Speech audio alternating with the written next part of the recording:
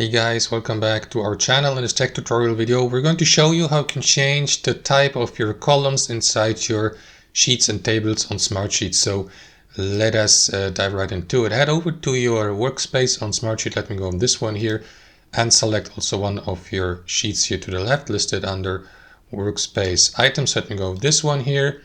And let me also switch from the Gantt view to the table view.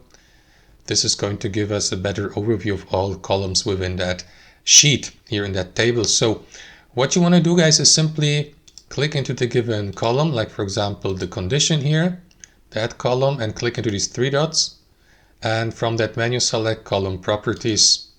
And what you want to do after that, guys, is customize your column. For example, rename it, describe it if you like doing that, though it's optional.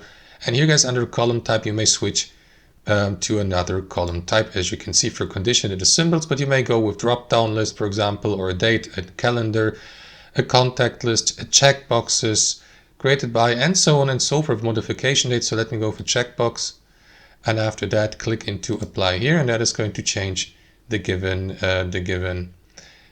column type. Now, as you can see, it doesn't make any sense for that type here, because these fields and these cells here should be displayed not in a checkbox, but with the with these symbols like yellow, green, and red, and so on and so forth. But you can add as any column type to a column you like.